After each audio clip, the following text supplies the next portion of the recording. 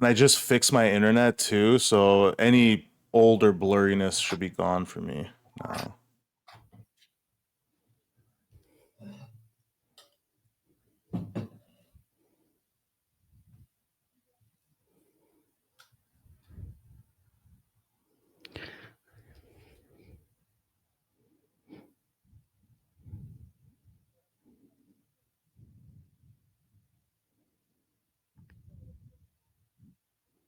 And oh my god, now I don't even have to download or upload it like through the website. That's nice. Yeah, I'm gonna try recording it through here as well. I like Twitch's clipping tool, but it's like you can only do a A minute. minute? Yeah, I hate that. Yeah. But there is a highlight tool that lets you do longer than a minute. It lets you do up to like 3 or 4 minutes, I think. There is Oh, a really? it's a highlight button. I don't see it all the time. Um, Maybe it's like if you go to your main VOD page, it'll be there. But Yeah, I gotta poke around a little bit. I'm so behind on like promoting all of my shit. same. I need to promote the last podcast. I'm like so behind on podcast stuff. And the podcast stuff is like picking up crazy too. Everybody wants to do more stuff. And Emily and I are having to like learn how to set boundaries and be like, actually, we can't do all of the things as much as we would like to. I know how that's been. I've had my own It's a good problem to have. yeah, yeah. I mean it's I think it's probably I think a little I don't know. I find it like a compliment, like complimentary almost, like that people feel that way. But sometimes it's just like I Mhm. have so much of my everyone's worried about something, you know. It's not like anyone I don't know. I don't think like it's hard to prioritize what people's like worries and fears are. So like some people have their own priorities and you're just sometimes I feel spread thin. I don't know if like you feel the same way. Oh my God, like big time. This year has been all about like I feel like figuring out just how to like evaluate impact, like the impact to time ratio. It's tough. I was talking to some friends the other day. Is like the ice stuff is starting is I'm going through phases where it's like really it's tough because like people are seeing me as a resource for that, which I appreciate. But I also like we're just in a the reality is not good, right? Like the reality of what that situation is. And so people come to me a lot of times in like urgent moments looking for help. And it's hard. It's like all out like I'll get messages like all hours of the day. And I'm like, I'm not the best person to kind of field this. And so I have to like, yeah, it's just it's tough because it's like heavy times and people um yeah. But it's interesting. So it's good. We're talking about I've got a lot of podcast stuff coming up and we're trying to figure out kind of where to go and how to do it. I'm excited. Our next episode is starting to shape up where we're going to do our next episode is it's the last Friday of the month, so it's the week of Thanksgiving on a Tuesday, and we're going to do it. We're going to talk about people who are feeding the community and doing interesting things and finding different ways to feed the community. So we've got some right now we've got like 3 kind of mini interviews lined up, and so I think we're going to have a little panel and it's all people who are kind of coming at it from different places and using what resources that they have to get food to more people, you know. And then like this afternoon, I'm meeting after this. I'm going to meet some folks who are from organization that does like funding around schools in New Hampshire. And so I'm going to meet with them and get a better idea of like what they do. Oh, hold on. This is so weird how like some of these comments are getting flagged. Like somebody's comment just got flagged that I just opened. It said, got a live Live person in person, yeah. Maggie's office today. Yeah, let us know. Let us know if anybody's been able to get through to our lovely senators this week. I left Maggie and Jeanne Shaheen both a long voice message yesterday after our lives where I was like, "Hey, I'm a local podcaster, content creator, and we've been talking about this a lot. And I would love to get a better idea from you what the heck is going on and why you are ignoring people. Because it really is. Somebody commented, like, at what point are we just being abandoned? And I was like, I feel like we're at that point. Like, I feel like we've been at that point since March. Am I blurry on your end, Aria? A little I think I bit. just got a little blurry. I'm wondering if Yeah. it's your if you're having like latency issues. I don't know if your internet is having issues or not. Yeah. All right, I'll poke around with the settings. Yeah, you're. How I are can hear you you perfectly though. doing? Did you hear from anybody talking about Okay. I'm not gonna sweat it too much, but I'll Mhm. poke around over here. How are you doing? Did you hear any oh yeah, there goes my frame rate. Let me figure this out. It's all good. I'm good. I'm good. I'm in this. But yeah, yeah, did you hear anything interesting yesterday after our Um, live? not crazy interesting. I mean, I've pretty much heard the same stories, derivatives of the same Yeah. stories that people are calling like they're calling Maggie and Jeanne Shaheen. Some of them are getting to voicemails. So once in a while they'll hit a staffer and a staffer will tell them, hey, like we're gonna pass your message along, which is the common thing. Me, the various times that I tried, I never got a person.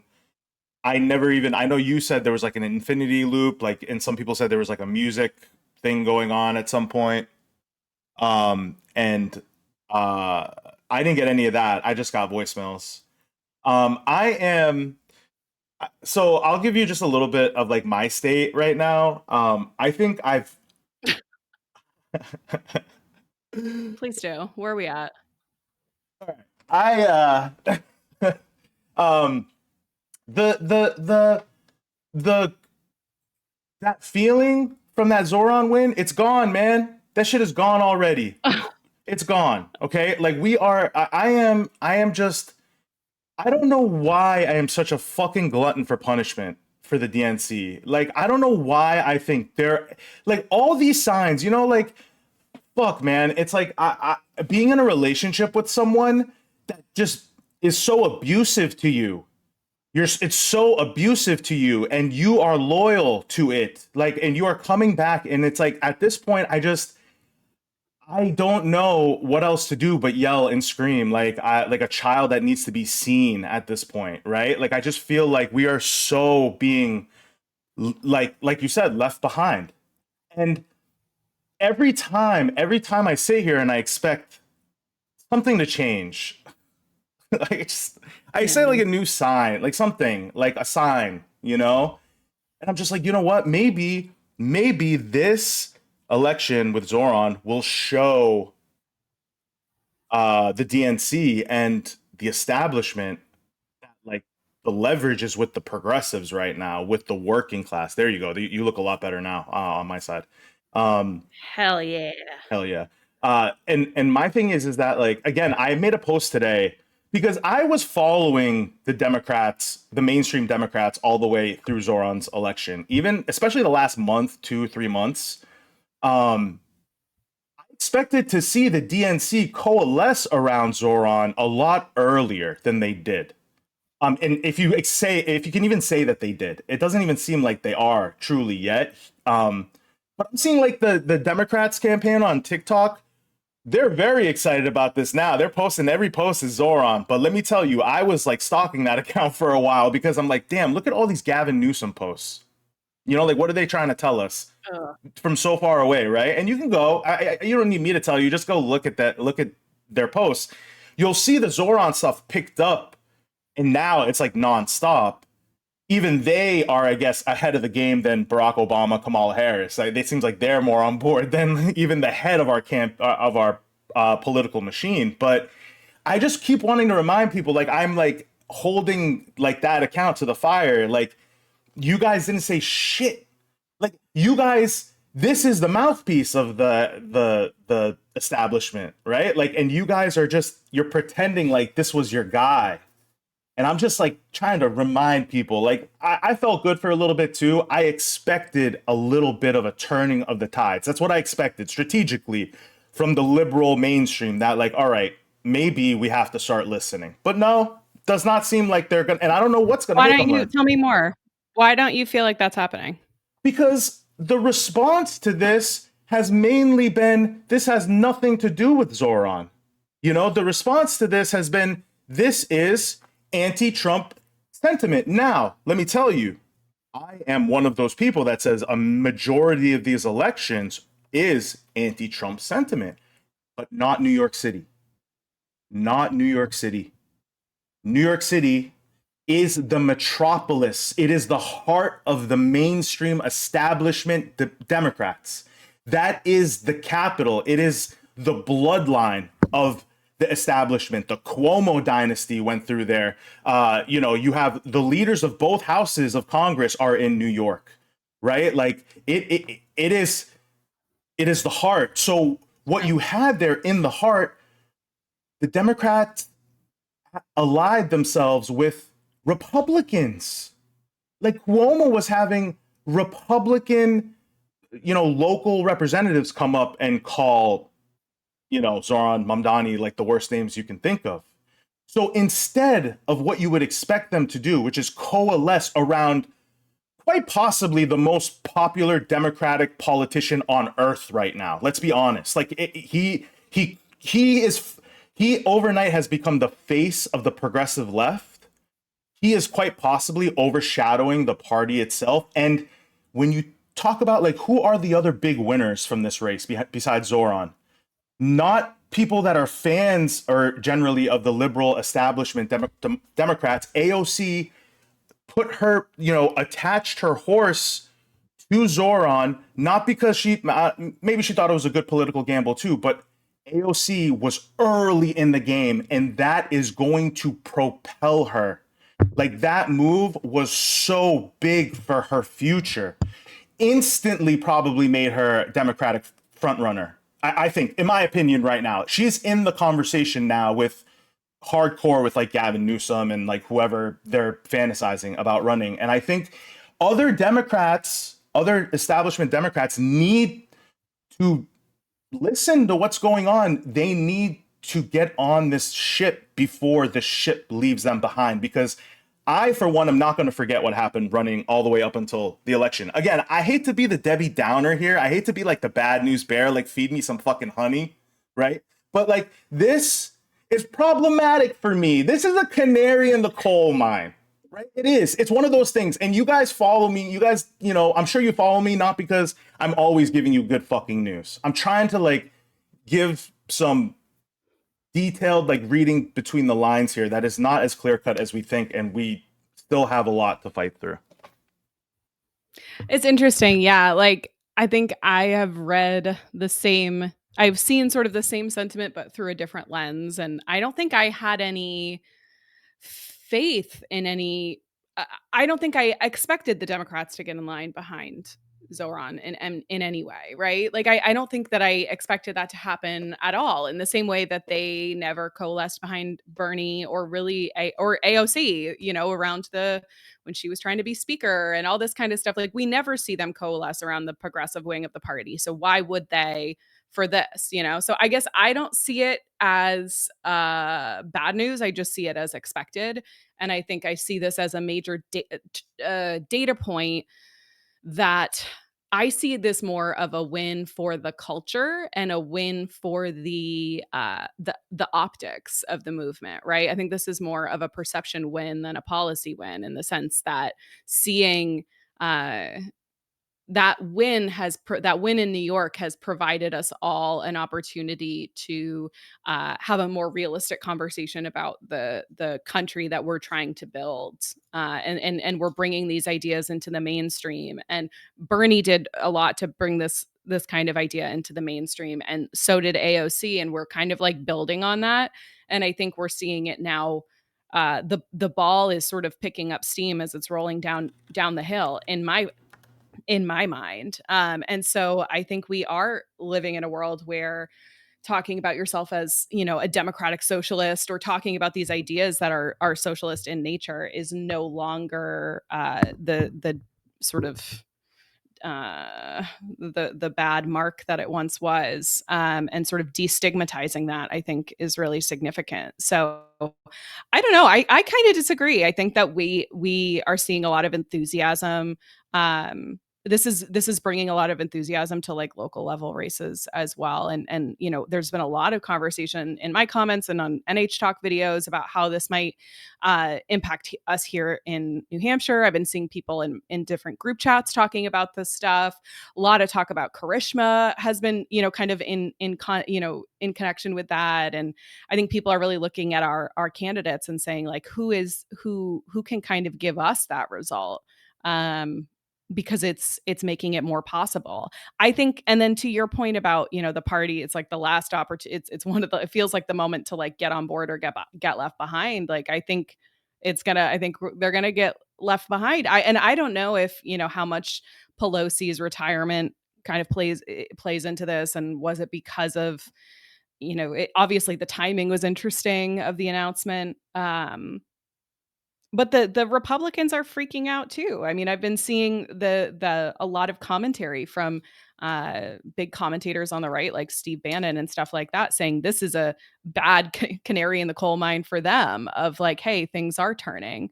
So I think if you put your faith in the Democratic establishment, they will always let you down. And so I'm personally not looking at that piece of it and still feeling that like optimism, because uh, I posted a video last night about class consciousness and just the idea that like we have enough resources in this country to take care of each other and to take care of all these programs.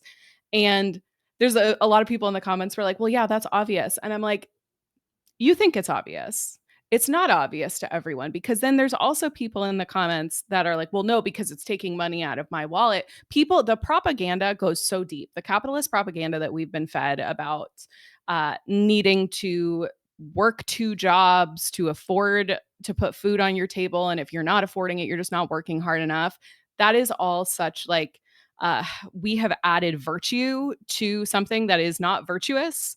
And it has, Suffering. by telling people for generate, what's that? I said suffering. I was saying that for a while. That suffering is not virtuous, and that's what we've been trained to think. Exactly. Sorry, go ahead.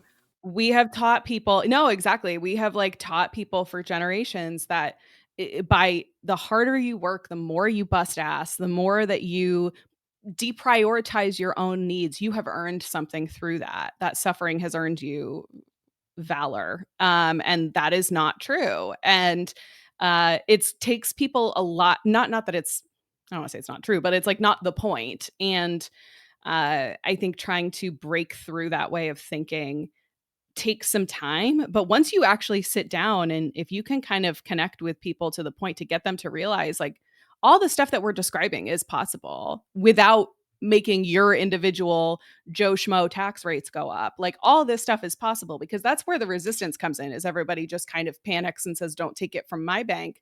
But when you realize that like, hey, you don't I was going back and forth with somebody, and see, I don't go back and forth with people in the comments that much, because I just don't have the that's my personal boundary, is I'm like I can't with people. But I got sucked in, and I was kind of going back and forth with this one guy who um I was saying that like, hey, I think that nobody deserves to have 5 vacation properties while we have people who are getting pushed out of their homes, working full time, can't afford it. That doesn't like compute in my brain. And he's like, well, you're using emotionally loaded words like deserves. And I think that is where people get hung up, right? Because I'm then like, we're poking at that thing of like, this is my point of pride of why I can feel like I'm better than everybody else. And it's like, sure, feel like you're better than everyone else. That's fine.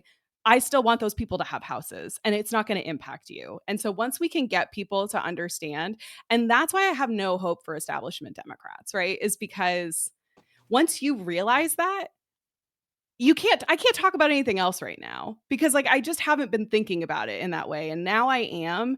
And it's like, to not be talking about that all the time is crazy. That like if we just, it's like all these loopholes is how all this money is just like seeping out of our country, and we have people that are suffering, and there's no good reason for it. And I think the more people wake up to that, it completely radicalizes your whole perception of politics. I can't even like entertain a conversation with somebody who like wants to fight with me about how much shit is going to cost. And it's like we're doing this in the Jeanne Shaheens of the world have been protecting the top percentage of earners and wealth hoarders in our country. And they've been doing it for generations. And I think if we all decide we're not protecting the wealth hoarders anymore, it we can change the world pretty quickly. And so I have there's my delusional optimism again, but that's kind of where I'm at with it. And so I have maintained that Mamdani bump of emotional uh optimism in some way. No, and you should be. Listen, I think people should. There is more good to take from this than bad, exponentially. I mean, goddamn, a democratic socialist just won New York City. It's like that's. I mean, it's insane against the heart of the establishment, right? And I think the good things that come out of this too is you don't need fucking endorsements, right? Like that's something we've been saying, right? Like we don't need. We're not looking for saviors, right? We're looking for policies. This is what happens when you put policies in front of people, right? When you put very common sense things that make sense for a lot of people, it breaks through all of the smearing, it breaks through all of the BS. And you see the floundering that takes place. You see the floundering that takes place at the end. And my thing is definitely keep pushing, keep this little fact in mind that you will have. And but to what you're saying, I think it's obvious now that like the I feel like the break, the safety glass, the one that you break, break for emergency, like that has been Mm-hmm. broken now, Yeah. right? And I feel like you are going to see establishment candidates panicking because how are they going to contrast themselves now with this new wave of populist, like left lean? They're gonna be. I mean, they're not gonna reinvent the wheel here. They're just gonna take what Zoran said, like his whole election, and just like repeat it. I mean, that's what we're all doing, pretty much. Hopefully. Affordability. Honestly, best case scenario, right? Yeah, I'll absolutely, take it. absolutely. And I just feel like this is you know, moving the Overton window itself within the party to the left is a win.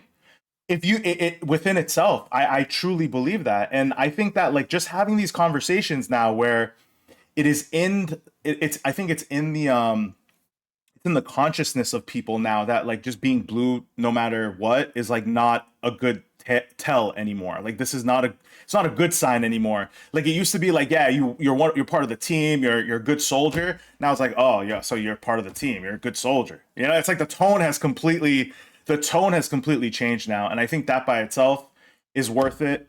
Also, if I could just say someone that I think like, and me and you have talked offline about him. Someone that I think is like this really kind of dark horse winner here, as much as I hate to say it, and as much as I want to talk about other, if Zoran is the champion, like who's the MVP of the candidate?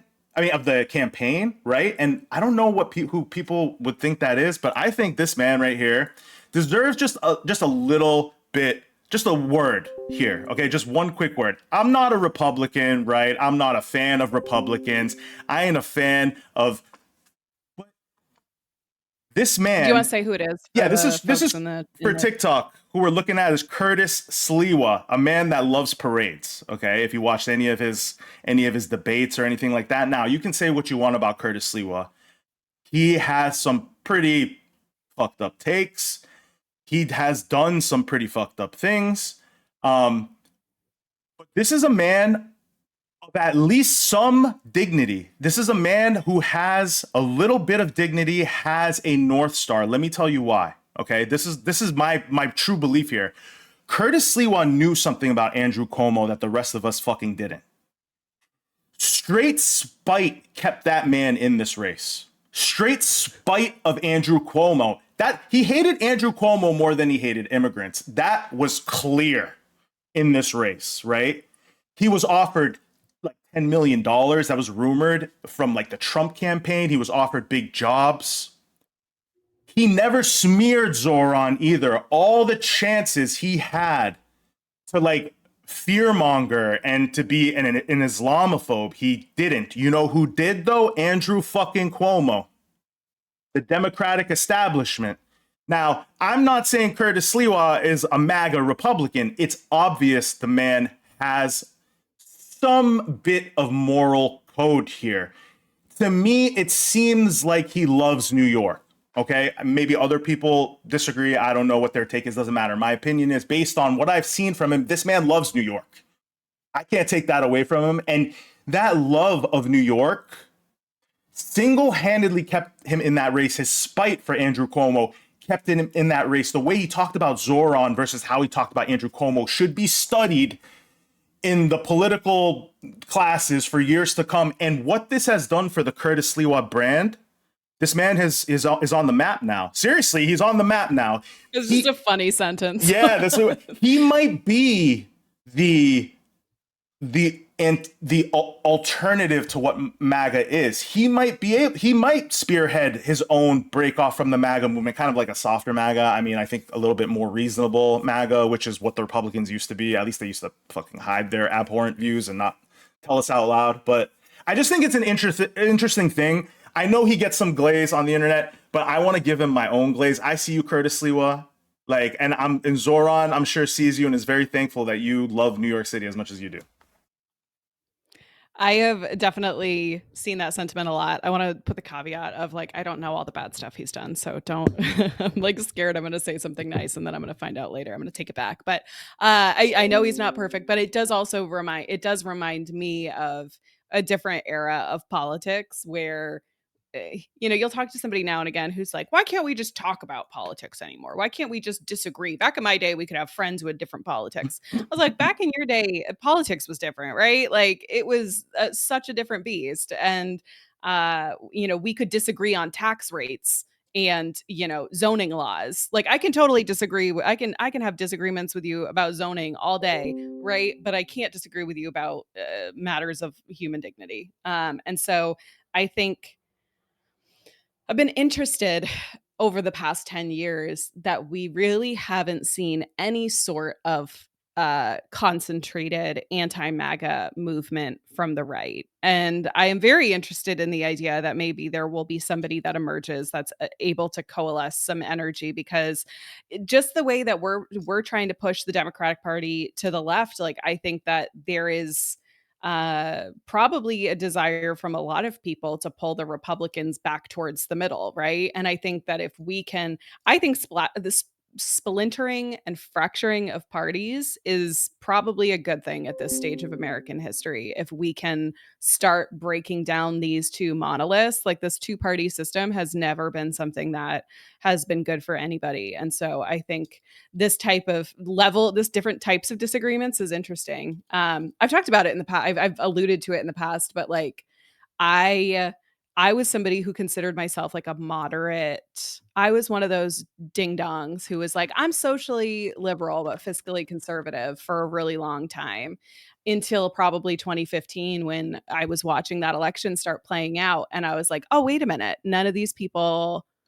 are pushing back at all, and like not seeing that primary race with Trump whittle down further and further, that was like the wake up moment for me, is like, oh, everybody here who's pretending to care about the things that we say we care about is full of shit. Like everybody's just full of shit. And that was the turning point for me personally in my own politics. And so I always find it interesting when you see somebody who's kind of a non-MAGA person who's hung on and been sort of still staying in the spotlight in a specific way. But yeah, I think what he did, obviously, like I think the contributions he made to the virality of Zoran's campaign, hugely important. He said some funny shit on the debates, and I think that like it made it for an interesting dynamic. So yeah, it's been interesting to watch. Absolutely. No, these are all great points. And I want to bring up a couple things in chat that I'm seeing here. And if you're on TikTok, we are live on Twitch as well. Same usernames on Twitch. We are looking up a photo of Curtis Sliwa right now. I'm talking about Curtis Sliwa and the New York City elections. Bridget says, I think Candace Owens, and this is Candace Owens and Tucker Carlson are thinking about running themselves. This might be her little conspiracy. And let me tell you, that is not a conspiracy. You are spot on here. Because when MAGA splits, it's going to go two ways here, what I truly believe. And again, Sinahan brought up the other part of this, which is what MTG said on The View, which is something I totally forgot that I'm going to bring up now.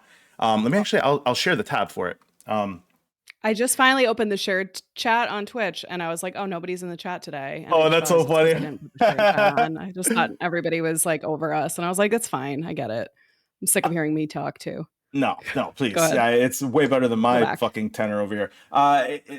Basically, like, I think MAGA. So this is kind of layered here. So stay with me. I think this is a message to the Democrats, right? So how I'm speaking right now is a message to the Democrats, and like what my future political calculus here for the Republicans is, because I don't think MAGA Trump is gonna survive the next couple of years. I truly don't. So let's pretend that that's gonna happen.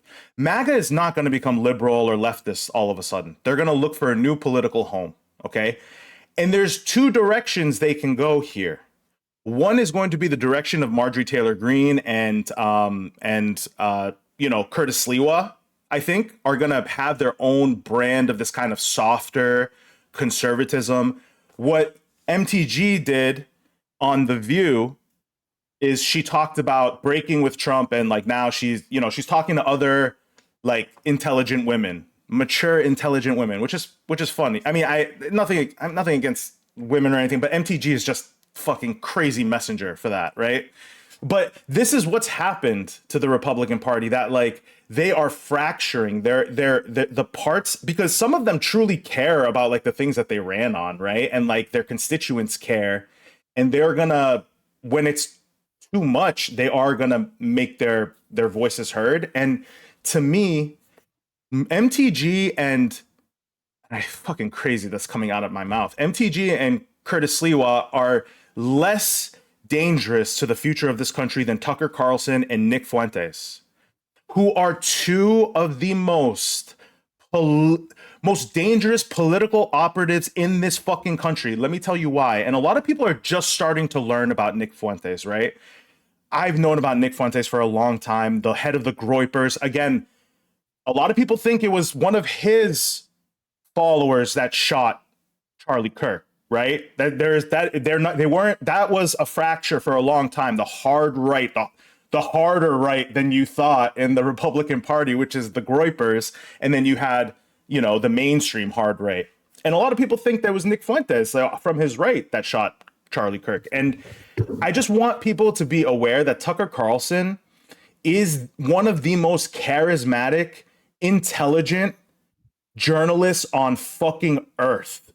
Like whatever that man does has been planned and planned over, and he plays this amazing character on TV, right? And I don't even know what he truly believes. I know he does push a lot of replacement theory stuff. And to me, the most scary moment was when he platformed Nick Fuentes. They had an interview together not that long ago. That could be the ticket. Seriously, I'm not kidding you. That could be the next Republican ticket, a major right-wing ticket. White men. Nick Fuentes has his ears to the young generation of Republicans, and Tucker Carlson has been kind of the mouthpiece of Republicans. Even when he was off of Fox News, he didn't really lose that following. Those people like left Fox News and they kept following him. And I think this is, again, I bring this back to the Democrats, why this is so dangerous and why putting the same old liberal mainstream Democrats into those positions is going to be even more dangerous for you now than it was before, because now you are just going to spawn even worse people. Think Donald Trump, but intelligent, right? That's the scary thing here. What's held us back from the brink is that these people are out of their fucking depth. Like the people they have no fucking idea what they're doing. They're a bunch of drunks, pedophiles, like drug addicts. That's what they are. Seriously, I mean, none of them are good at what they do. They might be zealots, but like they're not good at being zealots. They're not like smart enough to pull off what they want. Tucker Carlson and Nick Fuentes are. They are smart enough to pull off what they want. And that's my warning. I think generally that you need to have big contrast here in these elections, because, again, if you didn't convince them to get off Donald Trump with, the last few candidates, you're not going to convince them with the same candidates against Nick Fuentes, and because they're much more charismatic, they're much more savvy, they're media trained. That's like a dangerous future for America, I think. Yeah, that's like the darkest timeline. Like even just like going down that path mentally, I'm like, "Oh my god, I can't like spend much time in this space," because it's like it is very dark, right? And then for I don't know if people realize like Nick Fuentes, I only became aware of him right after the election because he was the fucking dude that went viral for being like your body, my choice, that like horrific audio that just like made women want to fucking lose their minds. It was just horrific. And I think uh it's just like so dark, like that kind of the mentality there is like so dark and so hard to wrap my head around. I feel like it's almost like a like alternate timeline of like the Zoran win that we've been talking about would be like for us to like move that direction. And I think to counter that, we have to your point, there needs to be, I don't remember how you said it, but like a strong juxtaposition, right? And I think that like we see that in a person like Zoran, who we're not just talking about the policy, but like who he is and how he showed up on the campaign trail, because he showed up as a person that was always fucking smiling, right? He showed up as a person that was like bringing such just like goodness and energy. And I think that people miss that, right? Like, obviously, there is so much darkness when you think about people like Nick Fuentes and the kind of belief systems that support that kind of media empire. But I think that, like, while some of us have been pandering to the least common, like the lowest common denominator, people like Zoran challenge us to raise the caliber of like how we're showing up and raise the caliber of candidates in terms of like showing up as somebody who treats everyone with dignity or as dignity and respect, somebody that shows up and doesn't get pulled into mudslinging, and somebody that is like like a politician that you can point at and be like, yeah, that seems like a decent person. I think that most of the country, and again, this is my delusional optimism. I think that at our core, most of the country wants that, right? Like, I think if you really get most average Americans in the grocery store, do they want somebody who's like talking about how much they hate immigrants, or do they want somebody who's just like focused on taking care of their constituents? I think most people actually want that, right? We've just been stoking the flames of this shit for years. Bridget says, speaking of drunks, did you guys see that video of the Republican at the conference who was clearly shit-faced and mentioned in a speech that we're killing the right people? It was Lindsey Graham. Duh. I did not see that actually. Fucking So maybe trash, I'll find Lindsey that. We'll pull it Graham. up. But yeah, it's like there's that shit has been under that just barely under the surface for so long, and people like Nick Fuentes, they bring it right to the surface. And yeah, it's not a world that I want to live in, or a world that I believe really that people at their core want to live in. And that's again my maybe too much faith in humanity, but I don't think we want to be there. What's this that you got pulled up? This is James Tallarico in Texas. I don't know if people know about James Tallarico. My dad is in the chat. My dad is a big fan of James Tallarico. He talks to me about James Tallarico all the time. I also bring it up in my campaign, which I'm obviously working for Paige Bushman, who is a great progressive candidate running too, if you need someone in New Hampshire to vote for. I'm going to And talk. I'll just say while you're talking about Paige, I was just going to say I'm doing a live with Paige next Thursday at noon. If you want to join, it'll just be me and Paige. Ari is going to sit this one out. yeah, no, But go ahead if you want to hear I'm from more from Paige. She'll be on TikTok with me.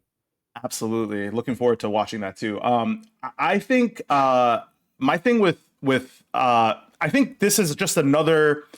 I don't want to just be the bad news bearer here. I do want to give some more hope about candidates that are really breaking through here in areas that they normally wouldn't. Now, listen, Texas has been, I guess, according to Democrats, over the past few election cycles, has inched itself towards battleground territory, right? Like we've had some kind of exciting candidates come out, but not be able to break through. Beto O'Rourke comes to mind right away. And James Tallarico if you guys are in the same like algorithms that I am, he does pop up from time to time, and he has this tone of unity as well. He has this tone. He's a religious guy, but comes from I mean, he speaks about religion the way I would want someone to speak about religion, right? And he practices it the way I imagine someone who is religious to practice it, regardless of religion, right? Because I think all the religions do preach goodness. It's just the people that practice it are generally not the greatest people, right? And I think that's important.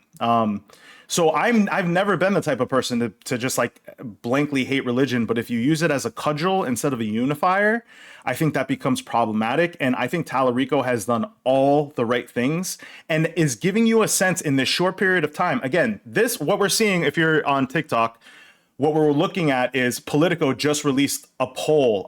This was released like today, right? So Tallarico in the open Senate seat. Wait, no, not the open Senate seat. It's Colin Allred is the current Republican. Is he the current Republican? Is that an open Senate seat? Jeez. No, Colin Allred. Okay, no, this is the primary. These are the primary races.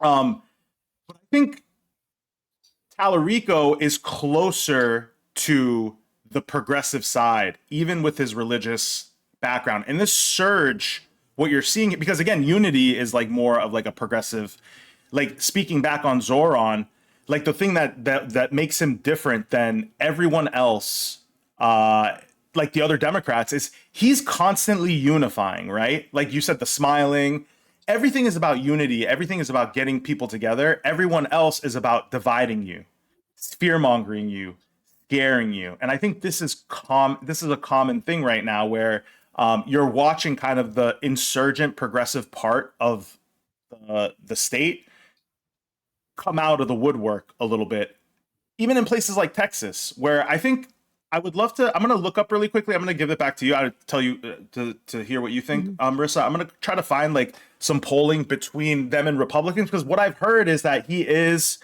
even in a national, in a statewide race, he would be leading or very competitive, more competitive than Beto O'Rourke at this point in their campaigns. That makes sense to me. He is somebody that I've seen. We're talking about James Tallarico. He's been popping up a lot on my feed, specifically in the context of like older women love him, right? Like he is exactly when I say like a nice politician, like this is what so many people, I think like the older Gen X, the boomer, like they just want to go back to having like a nice boy saying nice things about how we should all love each other and take care of each other. And like there's truth to that, right? It resonates for a reason. And that's kind of what I'm getting at with my optimism is like, I think this is what people actually want, right? Like I think people actually want somebody who is like a good-hearted person that's like trying their best. Again, I don't know him personally. Maybe he's a piece of shit, but he's presenting as such. And like in terms of the religion thing, right? Like we don't talk about it a ton on here, but like I go to church every week. Like I'm a very religious person. And I think a lot of religious people are motivated in their like my religion informs my politics, right? And I think that that's how it should be, in the sense of like I believe that taking care of each other here on earth is like the most is like what we're supposed to be doing. And so my that is what is motivating me, is like how do I show up as a person that is bringing good where I can, and that informs my politics. It is very disappointing as a person who has these beliefs, has this Christian faith, to like see it become increasingly weaponized by the right to oppress people, to condemn people, to do all this harmful shit, right? So it's very disappointing. And I think there's a lot of us on the left who have those beliefs and maybe don't talk about them a lot because they're complicated and you never want anybody to feel any type of way or make any kind of assumptions. But I think a lot of us are very hopeful that, like, hey, let's change the narrative here, right? Because we have let those people on the right claim religion and claim Christianity for so long.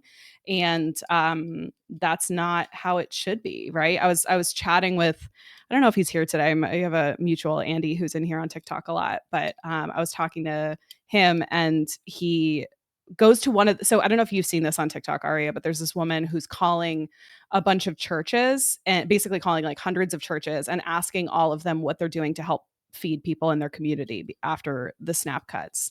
And she's just posting all of the like responses she's getting. It's all these evangelical churches, all these big mega churches that like are not calling her back. They don't give a fuck. She's calling and basically saying like, "Hey, I need formula. Can you help me find formula?"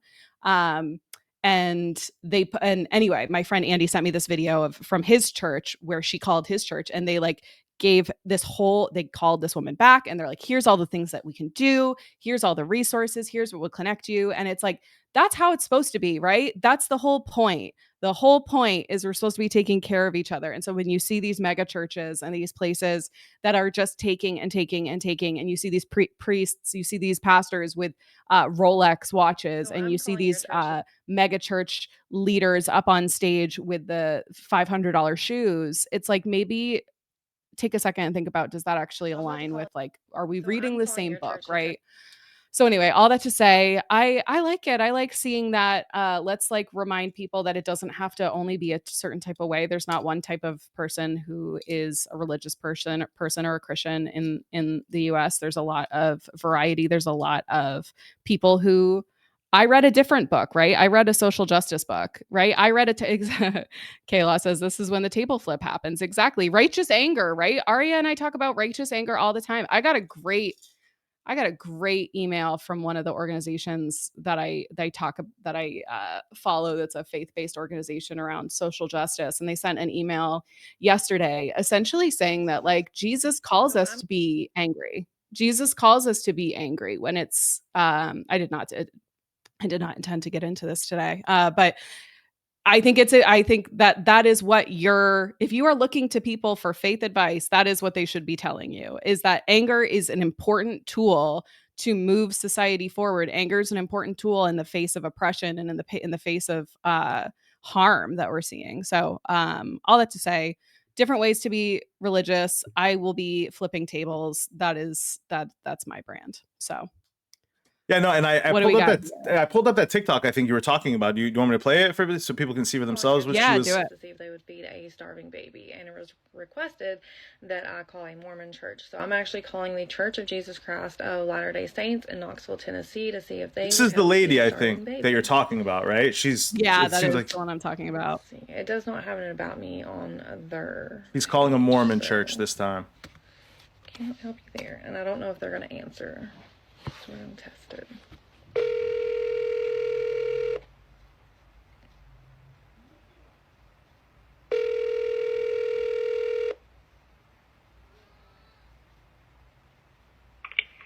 Tennessee Knoxville Mission Office. This is Sister Mendenhall. Hi, yes. I was wanting to see if there's any way y'all could help. I have a 2-month-old baby, and I ran out of formula last night, and so she's not ate since last night, and she is starving. And I was wanting to see if there's any way y'all could help get formula for her. We're a main office. We're not a, so you kind of need to talk to people in your area. And you're in Kentucky, it looks like. No, I'm in Knoxville. Oh, you're in Knoxville? Yeah. Okay, yeah, we're just a main office. So you need to... I imagine it's a lot like, like that. Yeah, go ahead. Sorry. yeah, these are long. It's a lot of that stuff, right? It's a lot of like, this isn't my problem. I don't want to have to deal with this. Can this not be?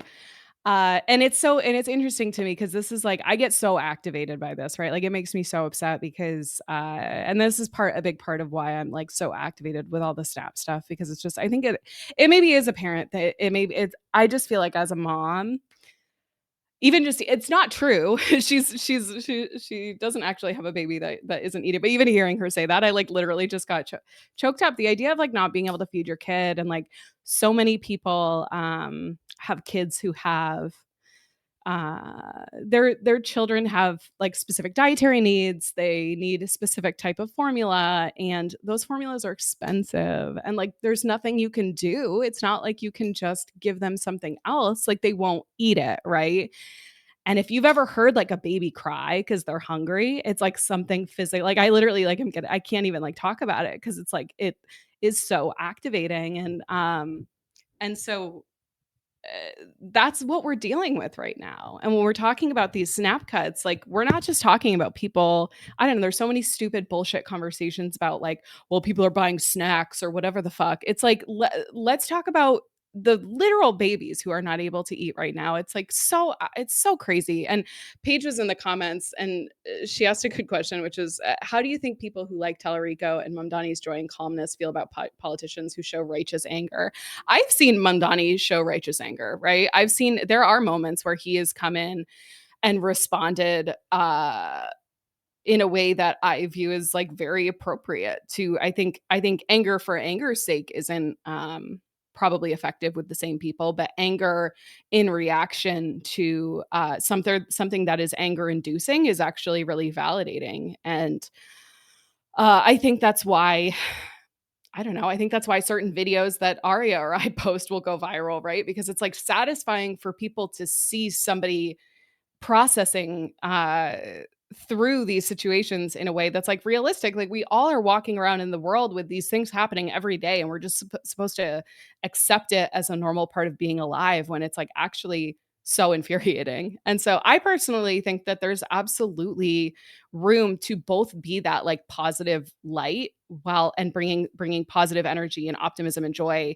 while also holding space for that anger in a world that warrants it. It's warranted. What do you got here? Just to go back to what I mean, what you guys were talking about, and Paige was asking, like, because we talk about it all the time too. Like, there's a fine line between, like, coming off as like, angry all the time and showing righteous anger. And I think this poll is going to tell you exactly what people feel about righteous anger right now. So we were just talking about James Tallarico and Colin Allred, right? These are the kind of like the one's like the establishment. The other one, kind of establishment. The other one is like kind of this pragmatic. Tallarico is pragmatic and like unifying. And they're both polling at the same amount. They're polling at like 25, 24%, whatever this says, 25%. But the person who's polling higher than them in the Democratic primary is not even in the race. And because she hasn't announced whether or not. And if I told you her name, you'll all probably understand why she's polling the highest. Jasmine Crockett is polling the highest in Texas. Now, she doesn't strike me as a unifier. I think people are leaning closer. Again, I am not. It's a fine line here, right? I think like that's what, because the difference between her and Tallarico right now, she hasn't announced, and Tallarico still has low name recognition. Does not have the name recognition Jasmine Crockett has. So that there's something to be said for that. Like, he has time to build that up, right? But it's obvious that without her even being in the race, people are desperate for fighters. I think that's ultimately the most important thing. Tallarico, even to me, where me and my dad, we have this kind of, we agree to a point, right? Where I don't think Tallarico is mad enough. I don't think he's angry enough. I don't. And if he is, he needs someone to train him to show it better, because people are, again, when I say that people are looking for their leaders to show kind of the same anger that they're feeling, which is, again, it's one thing to to have a political calm conversation about whether or not you think, student loans should be forgiven. It's another thing when you're cutting fucking SNAP and Medicaid and people are starving. It is a different conversation altogether. It is a conversation about survival. It's a conversation about anger. Like, anger, there's no other emotion here that suffices, at least for a period, at least as part of your platform. I have never, and this is my criticism of James Tallarico, as much as I like him, as much as I would vote for him over any Republican fucking candidate in that state, I think James Tallarico will be overshadowed by angrier candidates like Jasmine Crockett. He needs to show he has teeth. That is what we're looking for. That is what I am personally looking for in my candidates. Am I saying everyone is going to be like that? Obviously not. My dad has a different set of priorities here, which is okay, you know, like, because ultimately I believe his vote is going to go towards someone that is going to help us, right? But I do think when you're marketing yourself right now in this environment, having righteous anger is almost like, you know, 10 years ago, I tell you, maybe that's going to hold you back a little bit with the electorate. But now I would tell you, if you do not have that as part of your tools, your weapon kit, then you will get overshadowed pretty fast. Like, it won't take long before like angrier people overshadow you, because I think it's very important right now to show what people are feeling. It's interesting. Yeah. I don't know where I don't know if I have a firm point of view on sort of if I'm more aligned with you or your dad on this one. But I would like to get invited into your family debates. That sounds fun Absolutely. for me. But no, I think that it's an interesting question, and I'll be curious to see how it plays out in Texas. We were talking about this in the context of Georgia a little bit yesterday, I think, and how as we're seeing the electorate shift to the left in Georgia, like I credit that to work of many years of work of people like Stacey Abrams. And it's similar in Texas, where I think we saw a massive mobilization around the time of when Beto O'Rourke first came on the scene. I'm trying to remember when he first ran against Ted Cruz. I feel like it was like 2018 or something, maybe. But they've been building, right? Like they've been building grassroots leftist progressive networks there, and we're now seeing those play out. Oh, Paige has got really interesting questions today. Is anger perceived differently in men versus women? That's a really good question. I actually kind of want to process that a little bit, because it's true, right? Like, yeah, go ahead. I think it's an insanely good question, and I think for the longest time it was for the longest time. Right now, I'm not so sure, because Jasmine Crockett, just her poll numbers, that's the only evidence that I really have here, that I don't think Jasmine Crockett would be polling over James Tallarico, a white preacher in Texas, right? Like, he's a white preacher ultimately, which is, I feel like that's a little bit, like, that's been the kind of the mold in Texas, I guess. But right now, over all these white boys, you know, you have this black woman, and what makes her different than all of them, besides being a black woman, is that she's righteous. She's got teeth. And I think this is how much of that holds her back too is a great question. And does race play a part in this? I think is another great question. Intersectionality is like, there's so much going on here. I think it's a fantastic question. I think it is. My answer would be, I think it is unfairly looked at differently.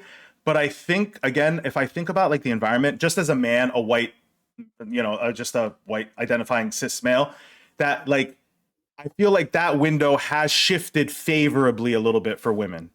That like, and you know, acting a little bit angrier, more emotional is like what they call you, even though men are the most fucking emotional beings on earth. Like that is like that's a good thing to be showing in this moment, like just in this context, in this environment. I think it might be a little bit different than how it's always been. Just my opinion.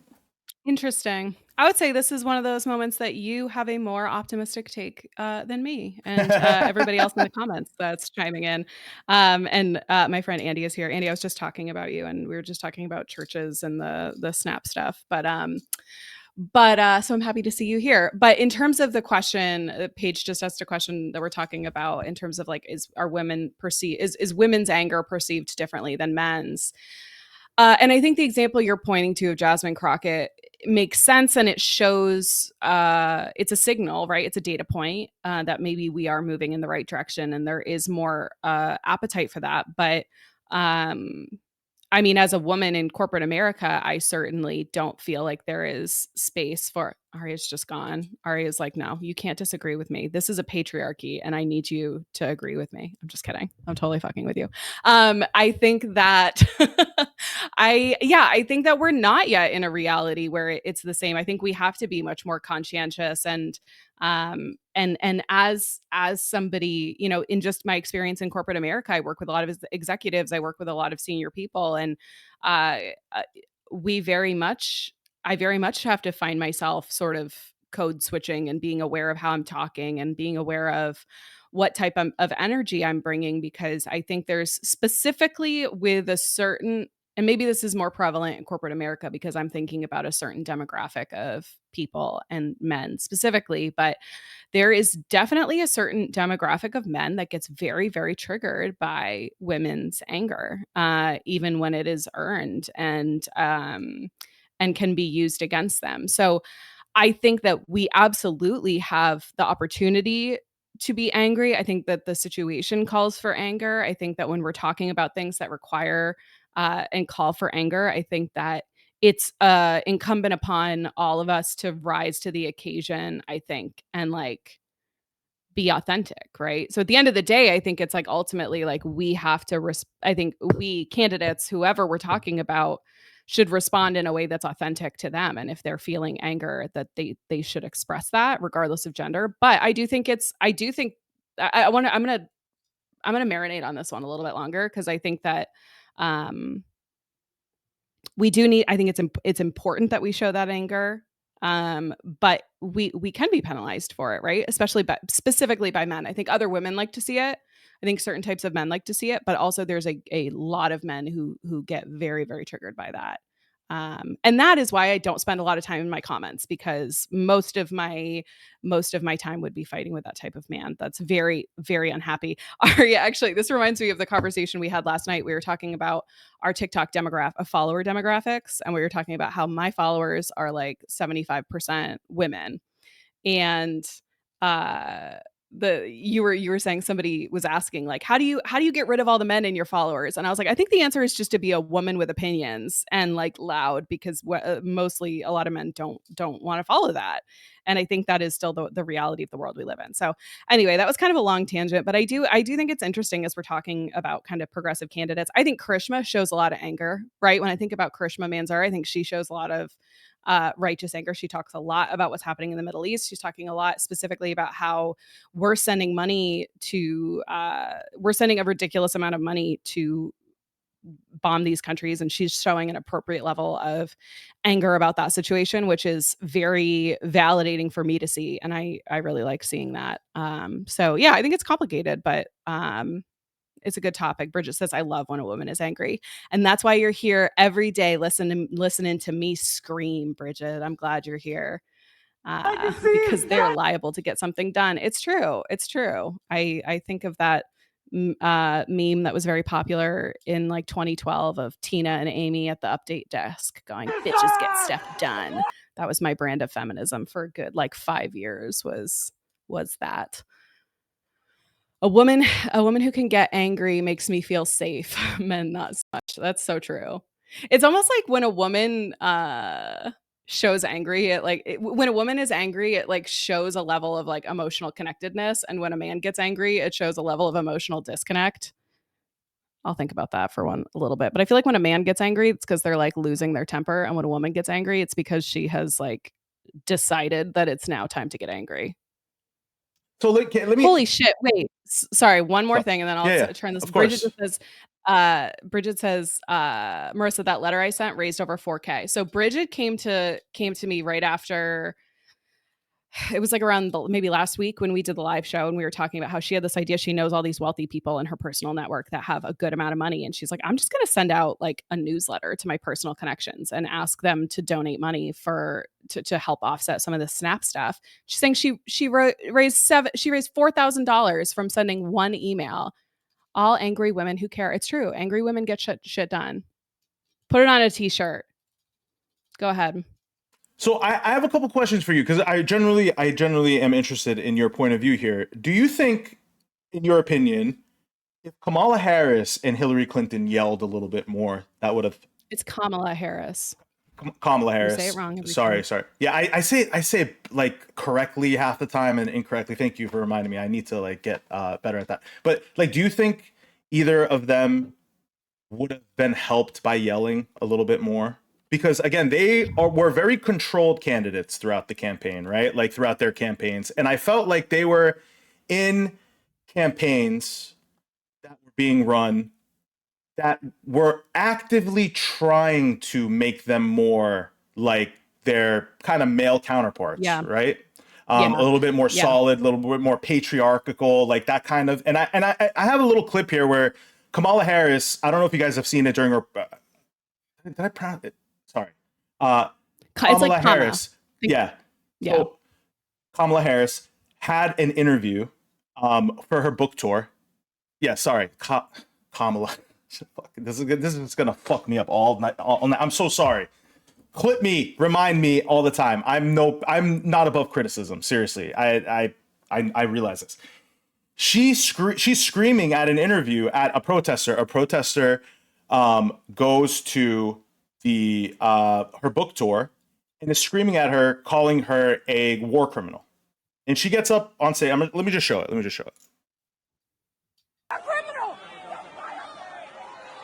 You know what? I am not president of the United States. Oh, it's not.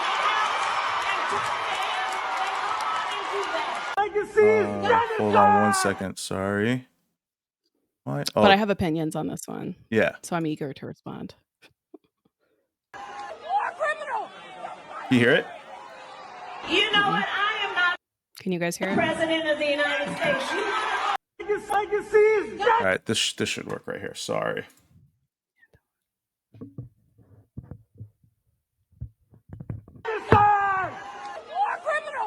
There we go. You know what? I am not president of the United States. You want to go to the White House and just basic fucking curiosity. Okay. So go ahead. You first. Ladies first. Yeah, I've seen some of these. I've seen some of these videos of her being feisty on the book tour, and okay. How do I want to start with this? Okay, I think it's different for Hillary and Kamala. I think those are two very different situations, and also different like times in the context of like waves of feminism, right? I think generally speaking that older Gen X and younger boomer women who have been very successful in traditionally male spaces have had to do it by blending in and by making themselves palatable and making themselves small around men. Because to be able to be successful in that type of environment, you had to almost make yourself small, I think, in a lot of ways, to make yourself small while also blending in and doing what the men do, right? And this is, I have worked with a lot of, and this is not, I don't want to speak broadly and kind of like insult anybody, but I have worked with a lot of kind of women that are like that over the years that have had to become very intense and very cutthroat.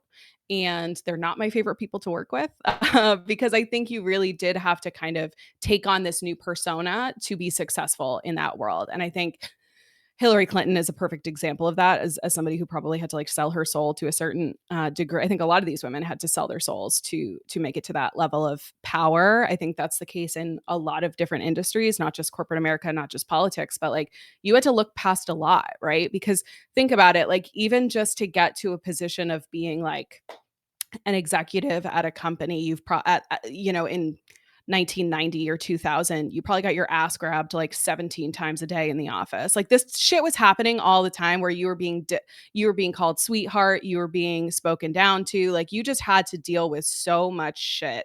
And so I think that generation of women had to deal with a lot of stuff that I never had to deal with. And I think that it sort of made them harder in a way, and also took away some of the humanity, right? And I think that was kind of an issue a lot of people had with Hillary Clinton.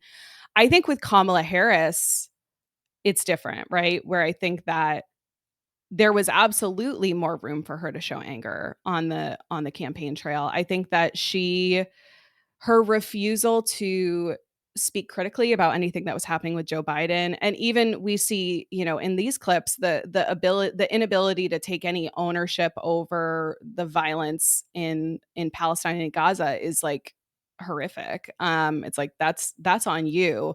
You can throw your kind of little quips in there and get your viral moment, but like this is still your fault, right? And you need to own that. So I don't know. I think it's complicated. I think that they're women of kind of a different generation that have had to adapt in a different way. Joe in the Twitch chat says, and actually, I feel like Elizabeth Warren showed anger when she ran, and I remember appreciating it from her. I was a really big Warren fan. I really liked her, and she she dealt with a lot of misogyny in response to that, right? I think she was really harmed by how passionate she was because people were not ready to see that. And they were not ready to like accept that. So I think she's definitely somebody who showed that anger in a way that like we weren't quite ready for it as a culture. So I think I want to catch up on some of the comments. There's some good stuff coming in. So Arya, I'll let you jump in. Yeah, no, I mean, I think the comments are good too, and I just my thing is here is, yeah, I mean, obviously, like we don't know the inner workings of what was going on, the real details of what was going on. Obviously, the Biden administration has a lot of responsibility here to what happened with Kamala, right? Like with her whole campaign. I think they've admit to it. Now she's talking about it, but I wonder how, because when I watch this, I'm like, holy fuck! All right, you go, let's go. Okay, yeah, she isn't president right now. That's right. What the fuck she gonna do right now?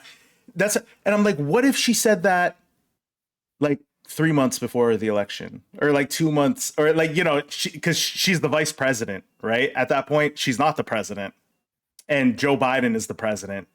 Joe Biden is at that point in time railroading her campaign in real time. So like in this moment, the 3 months before the campaign, before the election, the Biden campaign is railroading the Kamala campaign. So it's not like there couldn't have been some kind of like renegade moment for her where she wasn't in front of a camera, and she's the second most powerful person in the country at that point. Like, what are they, what are they gonna to muzzle her? It would have been an iconic moment. I understand there's a lot of pressure to do something like that. I'm not like setting a higher bar for her.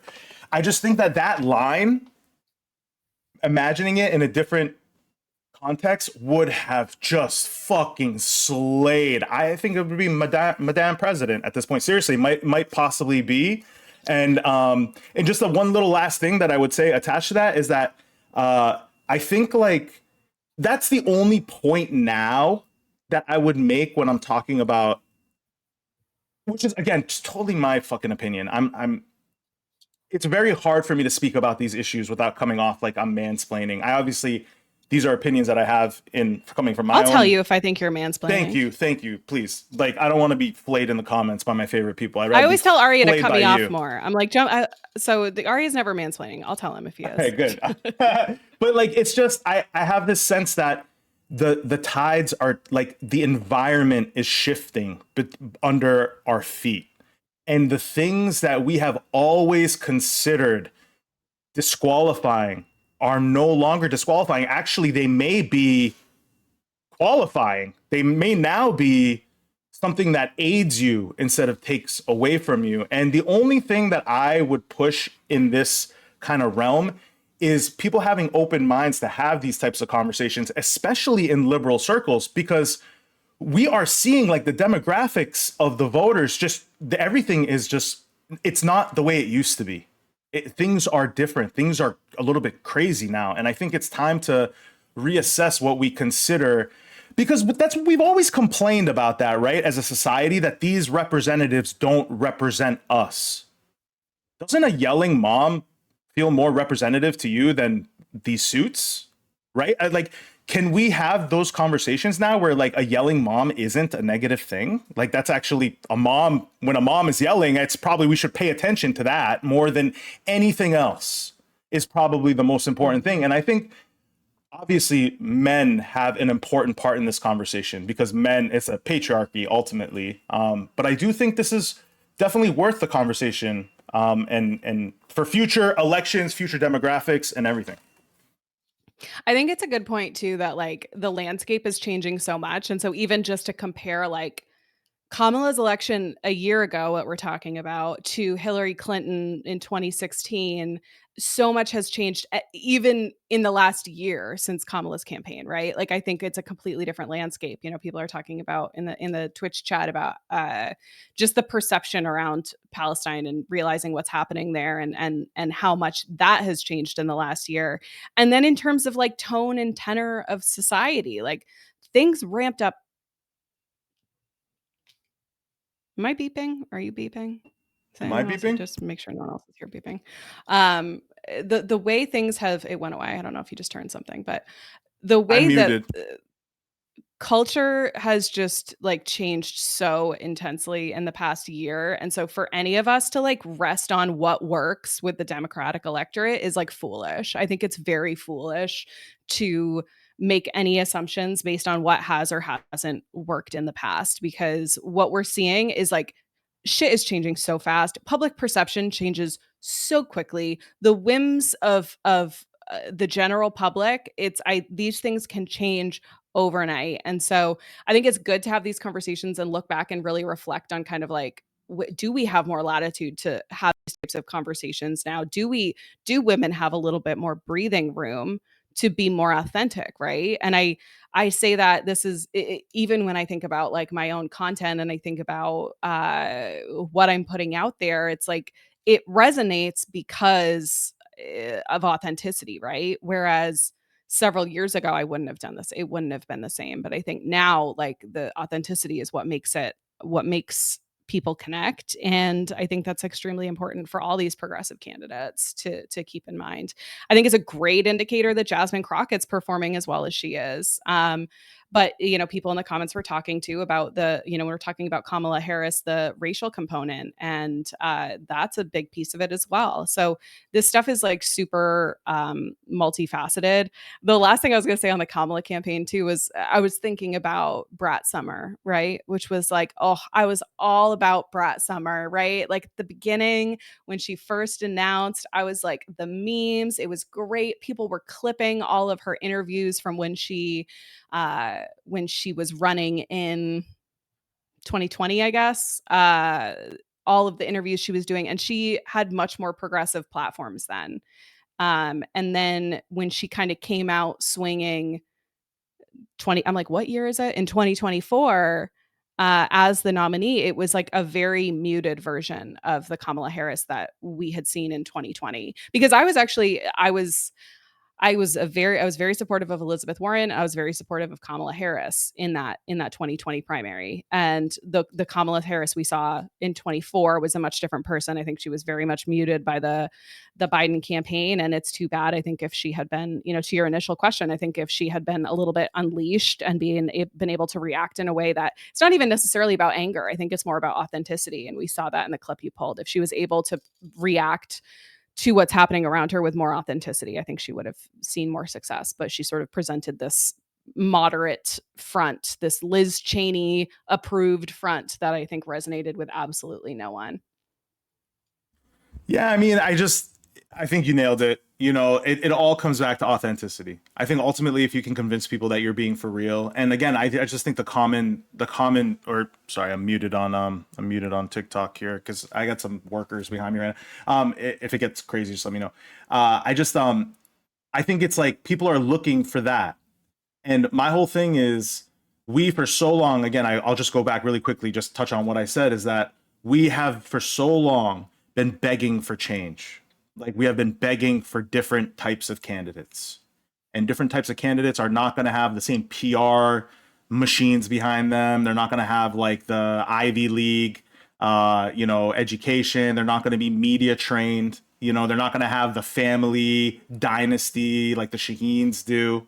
Because there's no shot you can convince me if you put Stephanie Shaheen in front of someone like, Paige Boschman or like someone who's in local politics even right now, and you had real important issues at hand. I'm not saying Stephanie Shaheen isn't intelligent and she's well-spoken and good on topics, but how are you going to be able to speak on working class issues like Paige Boschman, for example, right? Like, or a Heath Howard in that district. Like it's people. And that is the fear, I think, that the establishment should sense, that like the electorate, the broader electorate now, it's not just the progressive fringe, it's the broader base of your electorate is radicalizing slowly right before your eyes.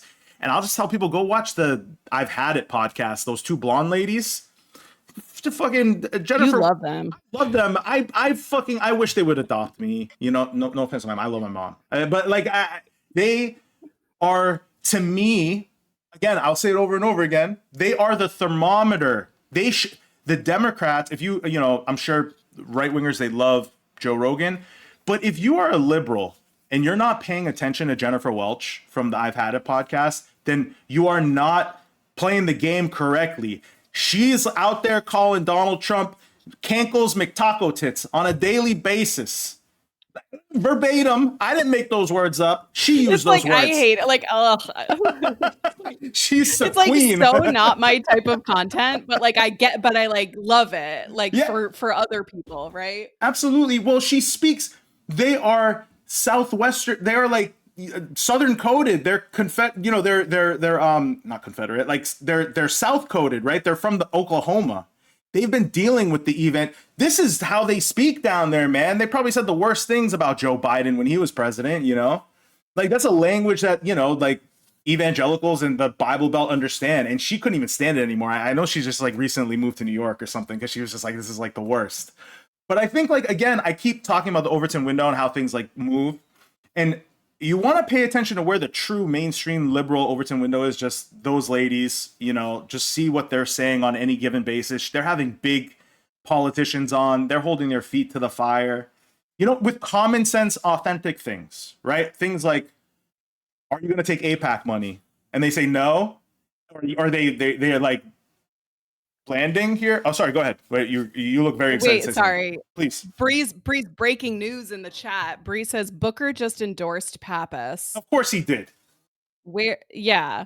Of course he did. I'm just curious. Did that online somewhere? I just want to pull it up. Was that But, like, between what his an meetings with interesting- Netanyahu? Was that between their meetings with Netanyahu or something? You know, they decided together, the three of them? Okay. Well, it's so funny because it's like we're talking about all this establishment shit, and like this is such a perfect example of like who cares, right? Like who is going to be persuaded? Who in the state of New Hampshire right now is going to be like, oh well, Cory Booker, famously beloved politician Cory Booker, is. I was told by Booker is coming to New Hampshire. Oh yeah, I heard Booker's coming to speak at. He's speaking at an event next week or something like that. But it's interesting, right? That like already maybe okay, I'll go out on a limb and say like, is this a reaction to the Mamdani effect, right? Where suddenly we'll start seeing establishment endorsements trickling in for Chris Pappas because they're realizing Karishma Manzur is like catching some heat, right? And she's starting to get some steam behind her. So it's interesting that we're seeing that kind of an endorsement come in. It feels early too. We're still a full year out. I just wonder if people are getting a little bit squirrely about New Hampshire. Are we starting to realize that we have some interesting progressives running against establishment candidates here in New Hampshire? So that's interesting. And is that going to help? Paige, I'm curious what you mean. Paige, can you expand on what you mean by do we expect different behavior from influencers versus politicians? Are you talking about the Jennifer? The what's her I've name had it, from, yeah. the Yeah, I think podcast, yeah. I think just to really touch on Booker, and then I want to answer Paige's question because I think it's an important question. The Booker thing, is that going to hurt Pappas? I mean, I think that might hurt him more than help him at this point. I mean, the progressives are not.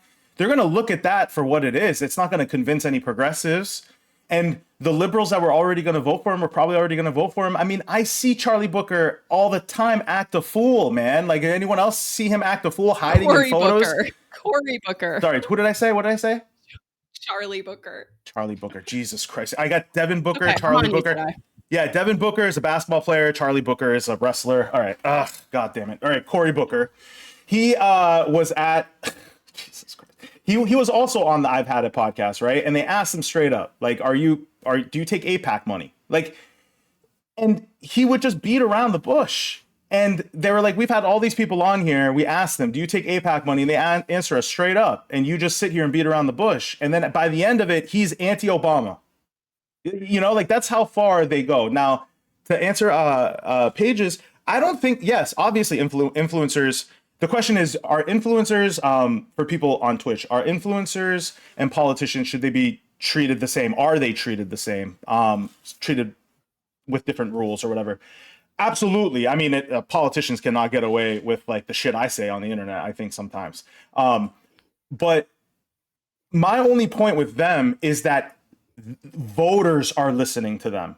Politicians aren't really listening to them. It is the liberal wine mom contingent that are listening to podcasts in the daytime.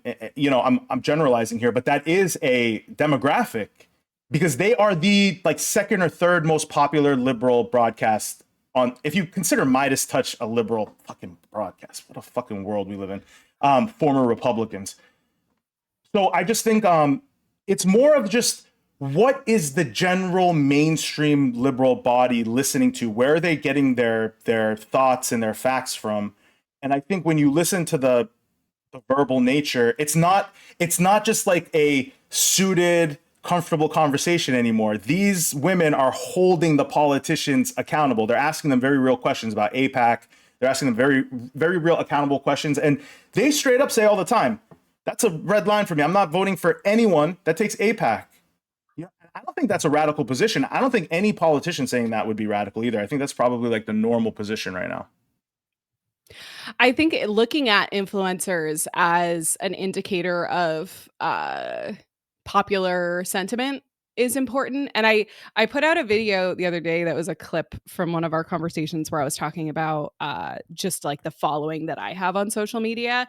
And I wasn't doing it to brag. I'm not doing it to brag about how many followers I have. My point was the fact that I have gotten, I estimate, over 40,000 followers across platforms in the last 10 months since I started talking about New Hampshire politics from the lens of a very left-leaning progressive woman, I think is something that people should be paying attention to, right? Because those policies are popular. People are following me because there hasn't been a lot of there aren't a lot of people talking about this stuff through the lens of what's happening in New Hampshire. And clearly the people in New Hampshire are resonating with that type of topic. And so I think that you can look to influencers as a helpful data point. But yeah, I do think we sort of treat them as different than politicians. Yeah.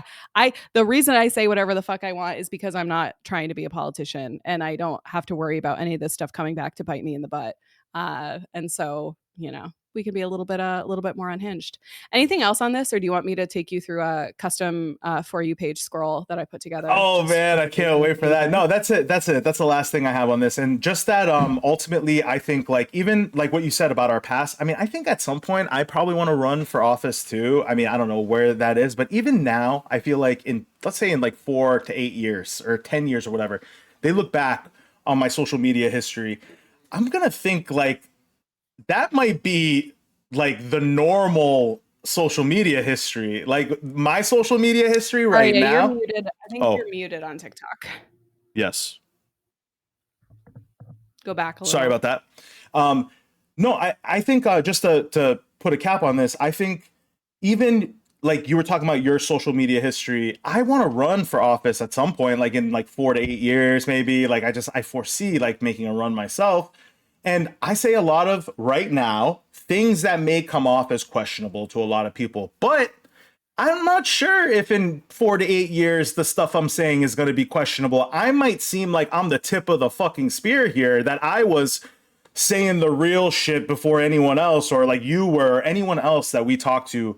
I think and I think that's the thing when I feel like I am more morally clear. Like I am very clear on my moral expectation. I don't think it's unreasonable. And I think I have an important role right now. I've always had an important role to bring people to my way of thinking. Right. And I think if I have the, keep having this hope, I think if we expand this over 8 years, then we're going to look back and be like, well, that seems like he was ahead of the curve here.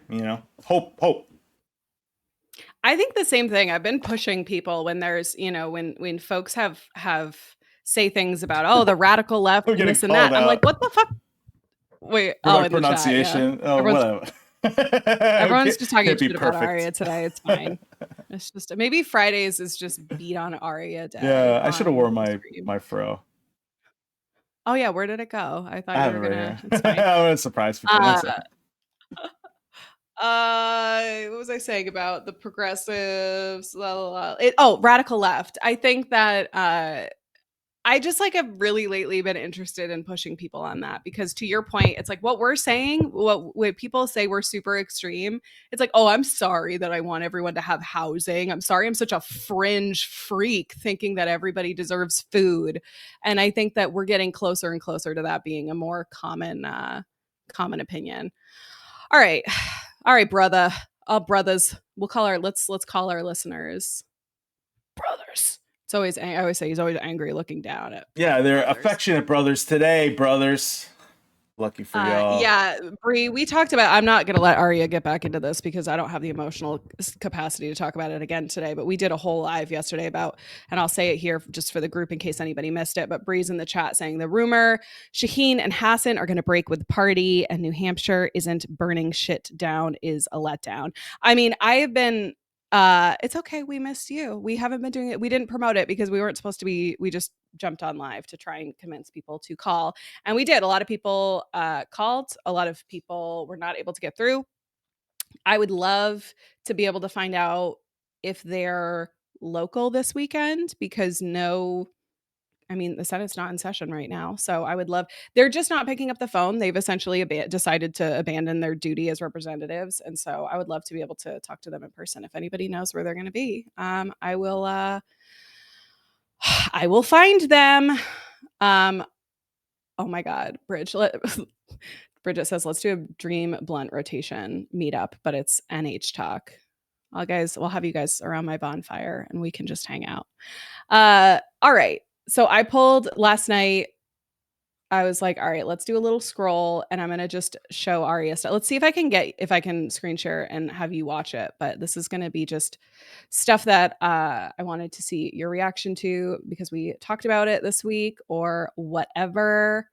Yeah, you know what? I can't organize this party that we're talking about in the Twitch, but if you invite me, I will absolutely come and I will bring a whole pack of pre-rolls and we'll have a great time. Okay. Can you see my screen and can you hear me? Yes, I can. To the Louvre was Louvre, like who is getting the guillotine? Makes sense, those dudes could rob the Louvre cause the cyber security's obscene. We're on Twitch watching silly TikTok if anyone wants to join us. Move me, we feed, guess me, press me, liberty, equality, stupidity.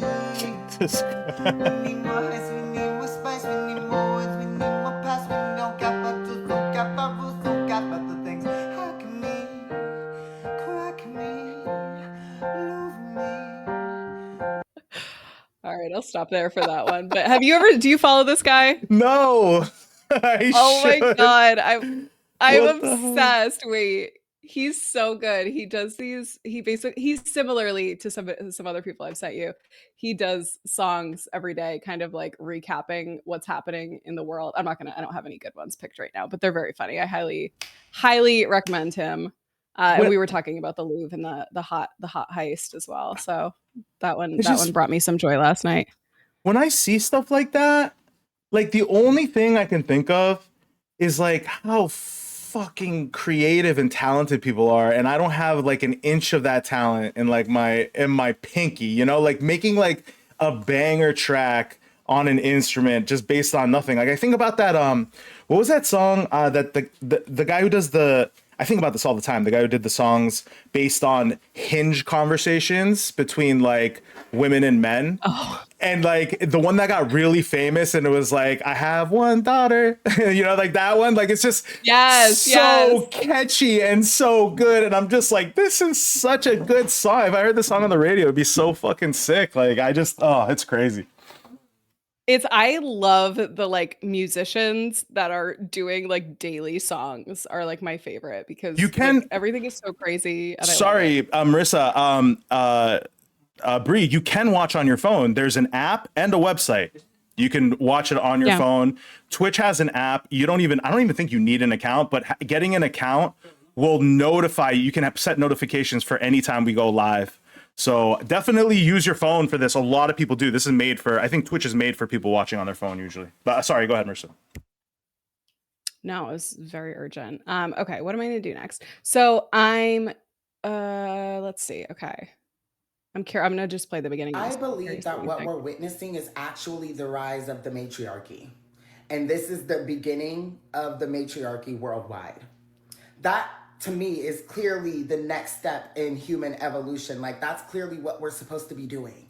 Just naturally in the animal kingdom, a lot of it is matriarchy and not patriarchy. And I don't think that we are in the right tune within the universe by being in this system that literally is only paying attention to patriarchy, and that's how the system is upheld and all of the bullshit.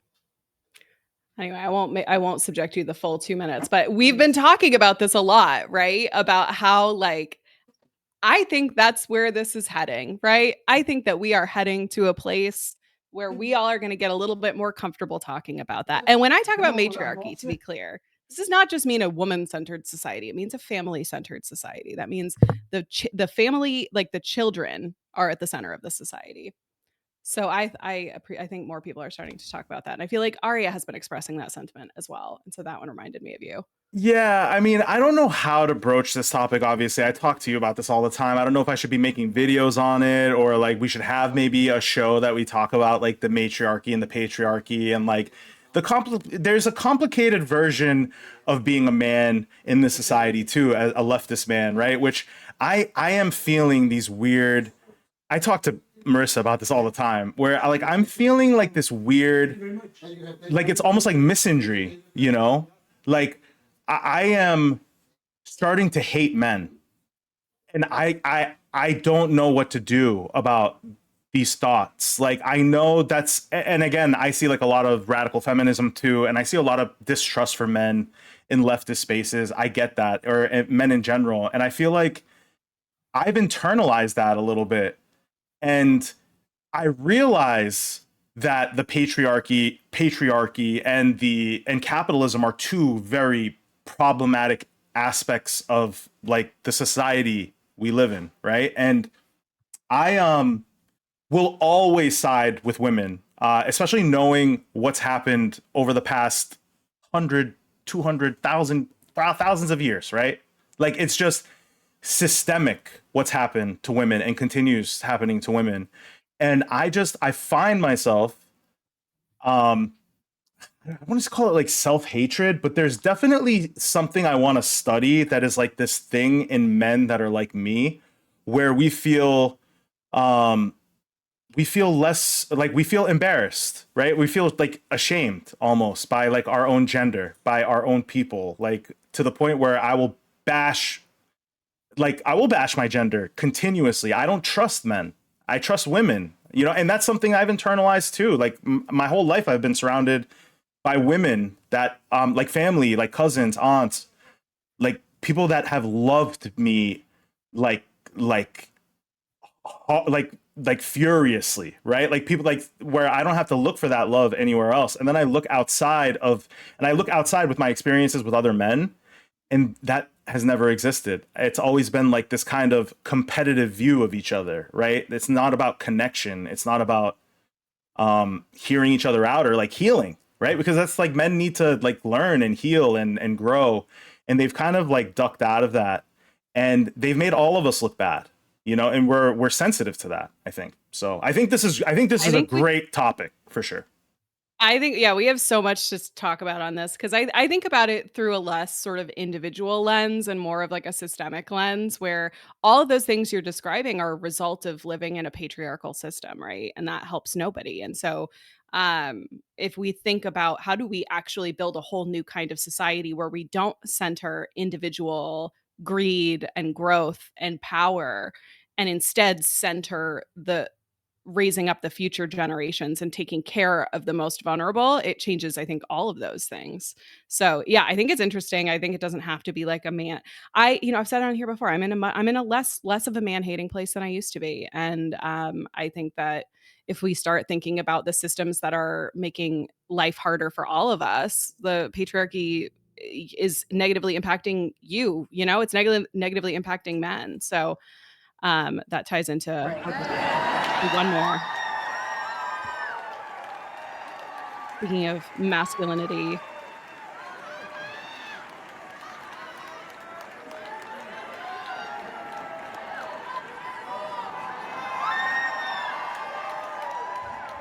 To my daughters, Claire. like that just like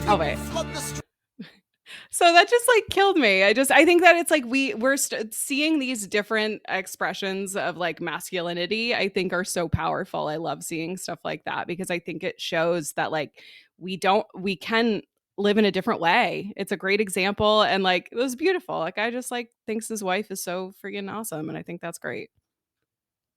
And if I could, the people that deserve to have to watch this are like other men, and like you see, he's got like a couple of daughters there and his wife. There's obviously a lot of women in his life, and how important it is for those women, for him to show those things in those moments. How important it is for his daughters now, the expectation they're going to have for the men that come into their lives. And again, I feel that, I know my sister feels that too, where we were just provided with so much love that like, and I understand some people are not provided that at a young age, or not provided like the same type of family upbringing, and they're desperate to look for that in places that are not the greatest sources of that. And I just feel like men would be good to realize that these women, the young daughters of his, even, outside of his general absolute support of his wife, which I think this is something like I would, think about like I saw it in a comment too, like think about what this dude probably went through along with the family in this election, right? What he has heard from like the conservative men about his like manliness and like all that stuff, fuck it, right? Doesn't matter. He showed it. He's still showing who he is up there. He is providing such an example for his daughters. And again, men, watch this. This is how you make it safer for women out there. This is how you educate other men on how they're supposed to bring up their own sons, and how they provide that love, just that expectation of love. And they won't be desperate to find it with people that are not going to treat them that way. And I'm generalizing a bit here. I think it's important though, like the kind of family relationship. I think my relationship and the love that I was provided really saved me from so fucking much, so many dark times, and like any other normal human being. So I love this, and this should be the most viral fucking video right now in America. I think it's so important. Yeah, I love that. Yeah, I think we could go on for a long time about this, but I knew you'd appreciate that one. Okay, and the last one, because you, Arya just saw Hamilton for the first time. For those of you who did not know, Arya had no idea that Hamilton was like a art piece of artistic mastery. So I saw a bunch of these edits this week. But to end on a more positive note, I know Sinahan's like, what? The first time he didn't even. So he went the day of the No Kings rally and the New Hampshire Democratic Convention. After that, went to see it. And that night, he's like, holy shit, that was really good. Like, yeah, dude, what did you think we were talking about for the last 8 years? I was absolutely just blown away. Oh, yeah, here we go, please. There were screams and church bells ringing. And as our fallen foes retreat, I hear the drinking song they're singing. The world turned upside down. The world turned upside down. The world turned upside down. The world turned upside down. Down, down, down, down. Freedom for America, freedom for France. Down, down. Gotta start a new nation, gotta meet my son. Down, down.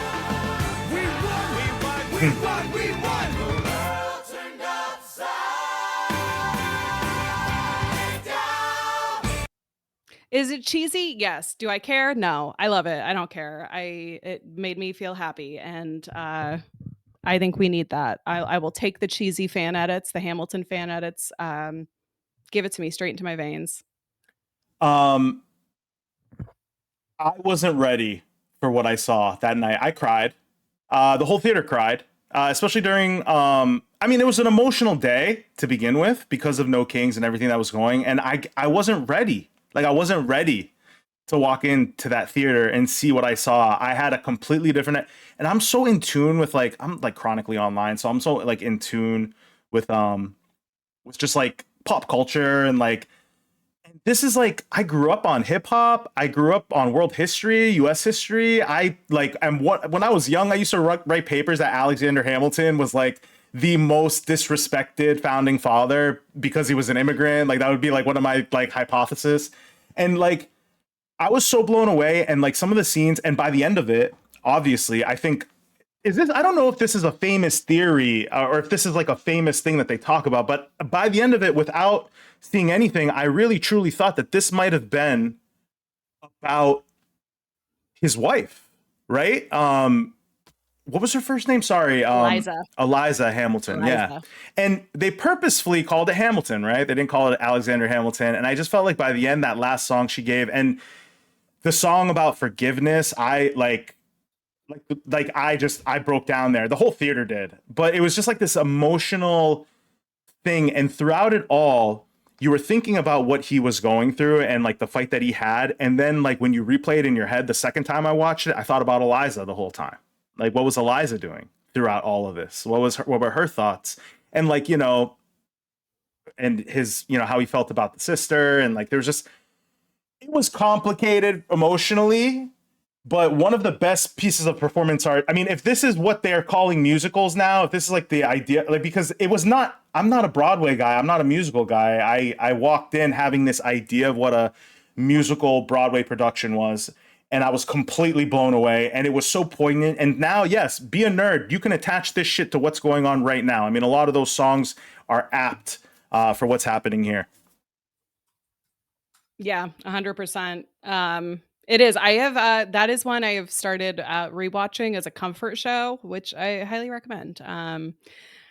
So that's all I got for today. I do have to go. I'm going to meet with yeah, I'll just share my screen and show you guys what I'm doing. If you guys have any questions, let me know. I got approached by these folks to talk about My Shot, yeah, what's it's a good going song. on with. Yeah, we're so I'm going to talk about New Hampshire school, learn about New Hampshire school funding this afternoon. So Awesome. that's where I'm headed now, and that's it. So we'll talk on Monday. We'll be back. I gotta talk to you about my schedule. We might want to go a little bit earlier on Monday if we can. But Yeah, sure. but we'll be back here on Monday, and we'll be back here next week. Yeah. Thank you guys in the stream for chatting with us. This was fun. Arya and I literally came in today and we were both like, I got nothing. Yeah, I got nothing. I'm just like, I'm so fried. I had prepared. I Thank prepared you. my 5 whole little videos. But other than that, that was an hour and a half of just spontaneous yapping. So I appreciate it's nice when we can chat with people in the comments. So thanks guys for being here. I appreciate it. Absolutely. And keep your notifications on. I might be live again tonight. I've been learning about Sudan on the side. We did a stream the other day about Sudan, obviously, learning about it and the atrocities. I'm sure you guys have seen videos of it come over your feed. So just keep your notifications on. I might be on again. And Sunday, John Kuiper. I'm going to see you at John Kuiper's thing Sunday, right? Yeah, we'll be at John Kuiper's campaign launch event on Sunday. And I was trying to think if there's anything else on that I wanted to mention. Karishma is doing a Gaza town hall next Tuesday in Durham that I am thinking about trying to get over to as well in New Hampshire. I'll put some info on that on my page as well. But lots going on this week. We'll see you guys out there. Let us know. Come to the Kuiper launch party. I think it'll be fun. There's chili, so I'll be there. Love a good chili. Did you see his video? Yeah, Made me laugh. He's absolutely. like, come get the chili. All right, guys. I got to get out of here. Have a good weekend. Bye, guys. I will see y'all on Monday. Thanks for coming.